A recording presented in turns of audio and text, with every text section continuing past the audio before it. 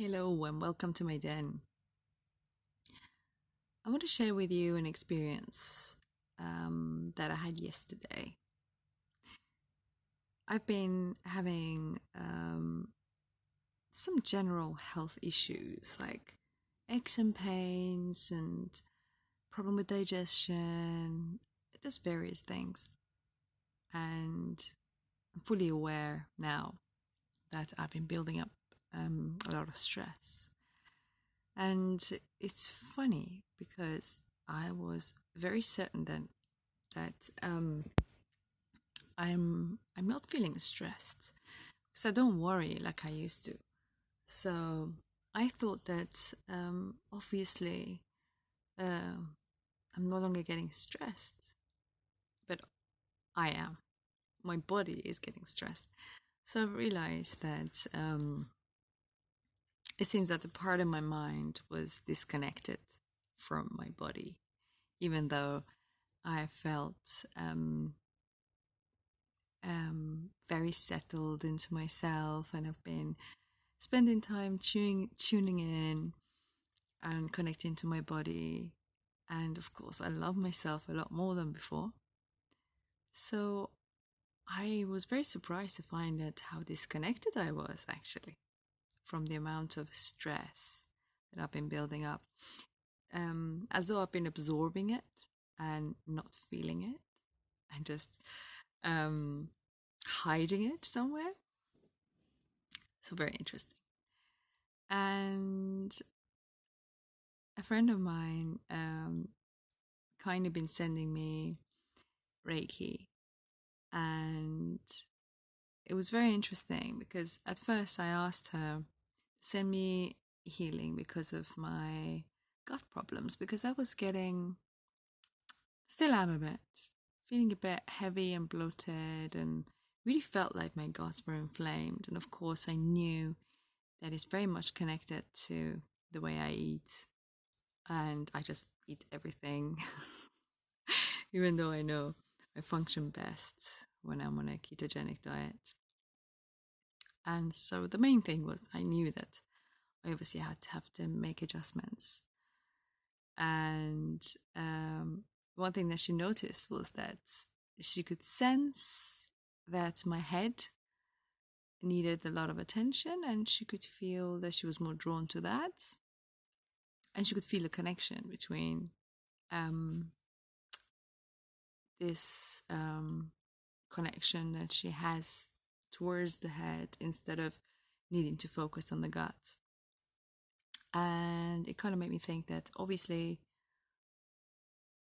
the um, main reason it's been drawn to the head is probably there's an imbalance there. So the way I've managed to interpret it is that as though my mind and my body and my mind and my gut are not connected. So they need to reconnect. And the solutions are in this connection, like creating this connection and seeing what is happening in the mind that is affecting the gut. And so that was my understanding of it, but there might be more. But since she's mentioned this, it opened up a new way of dialogue for me and my body, to open me up to more focus and giving myself more stillness and just explore and find what's going on. What am I missing? And focusing on that, I discovered that I could find pieces of myself stored in the guts. So when I focused on my guts, I could see like my inner child is in there trying to fix things.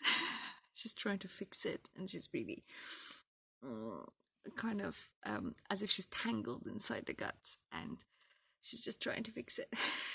She has um, this desire to get things done and fix things, and I could feel that's very much how I am now, as I've moved into a new place with my partner, and I've been very focused on what I need to do and what I need to fix, and what do I need to get in order to settle into the space. And I'm really enjoying it. It's a very beautiful process and it's really fun. But at the same time, it's been rather consuming. So I've been spending a lot of time working out everything that's missing rather than just settle into myself and just breathe. Even though I've been doing my morning meditations and grounding, but still, a lot of times I was just frantic and non-stop looking for things to fix. So this dialogue began, and the further I go, I'm noticing more, and also hearing how you can spot adrenal imbalances from um, from the behavior of needing to fix things. That if you walk into the room and notice that the first thing you notice is all the things that are out of order or the things that are not working properly, and finding everything that's wrong, it shows that you're in a survival mode, which really goes down to my inner child really being in that survival mode and just really needing to fix everything. So it's been a really interesting journey to just discover, and things are unfolding, and I'm just finding more and more about myself and how my body's working, how my mind is working. It's really fascinating. I have a lot of fun exploring these things. Then, the same friend is sending me Reiki. She mentioned that she could feel that as though the connection is being made the second time that she did the Reiki. She could feel like, that she was bringing them closer, and she said had a wonderful suggestion of me kind of treating the gut and the mind and my head as kind of a couple of children that I'm mothering. So I have to mother those two sides of myself, which I thought was very sweet, because I definitely need to mother myself more and more. And she also gave me a really nice tip, and something that I thought I was doing, something that I always tell all the clients and all the friends, that the solution to everything is self-love. You just need to love yourself and show love. And I've been practicing self-love in different ways, but of course there's always more you can do. So she reminded me of something that I had heard long ago, but didn't really kind of do it to this degree. And she said that she would be thanking every cell and thanking all the organs and being grateful for how perfectly they work, and thank them in person, showing the gratitude and trusting them that they're going to do a good job, and having that trust that they'll be fine. And that was such an interesting insight, and I immediately did it last night. I thought, okay, I'm really having a chat, and I took a bath and did that. I just started talking from different part of my body and focus on different organs and really thank them and showed my appreciation and had a chat and praised them on how hard they've been working and how wonderful the body's running. And of course, we only notice it when things are not working, but most of the time it's working perfectly. Even if we don't even know how it works most of the time. We have no idea how our body works. We're not experts in that field, most of us. So it's fascinating. Our body's very clever. So it was really wonderful thing to do, to basically go and just thank every organ, every part, all the cells. And the way I did it was I visualized that I am this tiny person just in front of this big organ. So I made myself really tiny and I made the organs really big. And so, yeah, I just kind of surrounded myself with them, or I was basically approaching them with gratitude, just seeing them as these really big, wise beings. It felt great. It really felt great. And this morning I got up and I could feel the certain lightness um, and the trust. I had the trust that my body knows how to deal with everything. And I had this calm and peace. And I had lots of aches and pains the day before. And all of them had gone. So it was a really great feeling. And also, in the process of all of this connection to my body and really finding what's out of balance, I also was very drawn to do craniosacral therapy for the first time. And it was a very interesting experience. And I was really amazed um, how gentle it was and how effective it was. The day I did it, a couple of days ago, I felt so much peace and so much openness, and I could feel that my body was expanding as if I was becoming taller and wider. I could really feel that I could hold more energy inside my body, as if I needed to stretch and kind of, I could open up my body more. And the one thing I didn't think about was the fact that I needed to really take it easy that day. But I had already arranged myself to pick a few things up, and I was already in the process of getting it done. So that wasn't a good idea. Definitely was not a good idea. I needed to just come and relax, but I'm still learning how to make myself chill, how to relax. So that was not a good idea. But in the evening, I could feel so much emotional release. A lot of feelings were surfacing. I was crying and I felt this heaviness, and I could really feel how energy is shifting in my body and how it's changing. It was fascinating. And it has been a very fascinating time. Like, one thing after another is just helping me to release more and open up for more. And whether it's an internal pattern, thought pattern, or just the physical blockages that I've been carrying, and even just noticing them just really helps me release them.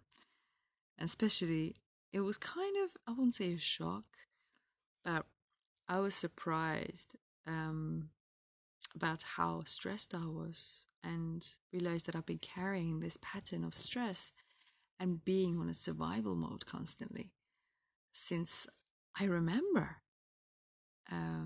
Because I had quite a challenging upbringing, in a way that I grew up during Iran-Iraq war, and it was basically we were in crisis, and it was just a scary time to live. And of course, I pushed myself as a child. I remember I pushed myself to be strong. I really wanted to be strong. I didn't really want to feel the fear. And I think it was like a decision I had made, because I didn't want to feel the fear, not to be scared anymore. Because I was scared of absolutely everything. Everything was scary. The world was scary. I was terrified of losing my family. I was terrified of being on my own. And the threat was very real, in a way. And because of that, I just found it very difficult to sleep at night sometimes. Or, I mean, I slept eventually, but just lying in bed, I was terrified. And it was so exhausting, and I did not want to be scared anymore. I really didn't.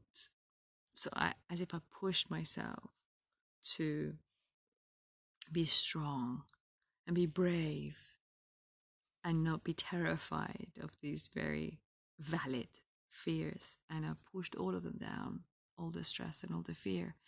So since then, I've just not been feeling that fear.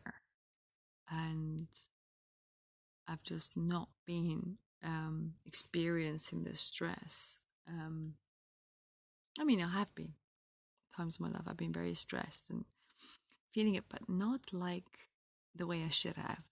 I probably didn't feel it naturally. So I created a disconnection, I believe. And that's why I've just been storing it in my body and not being even aware, as if I've just cut that connection between my conscious mind and the unconscious. And I just did not want to feel the fear. And I didn't feel the fear. Like, I mean, of course, I have been afraid. There are moments in my life, but a lot of things that was very scary just didn't scare me anymore. And I think that's what's been going on a lot of times with my body, and what I've been storing is just I wasn't even aware they were there. As if I did not allow myself to feel the fear because I did not want to be weak. So I'm really opening up to my vulnerability and allowing myself to feel the stress. It's okay to be scared. It's okay to be stressed. And so I'm giving myself permission to feel weak. It's okay. There's a lot of strength in that. So yeah, I just thought to share that with you. It's just been a really interesting journey. It's been like a puzzle I needed to solve, and just fascinated with my constant desire to fix people, to fix broken things, and put things in order. That just says it all. That's how I am constantly living in a fight and flight, or more of a flight sometimes, maybe. But yeah, it's been very, very interesting. But I have to say, I still enjoy fixing things. It's a very hard thing to switch off. But what I'm focusing on now is to take the pressure away, rather than just not being interested in fixing things, because I can fix things really well. I can find solutions to many things very quickly, and it's a good skill, and it can definitely help people and myself. But I don't need to be doing it all the time, and there are times that you can allow things to be imperfect, and it's okay. It's not going to be the end of the world. And yeah, it's been a very interesting journey, opening so many doors to improvement and acceptance and more love. So sending you lots of love, and in the words of I forgot the name. I forgot what I want to say. Doesn't matter. Clearly I'm tired. Much love.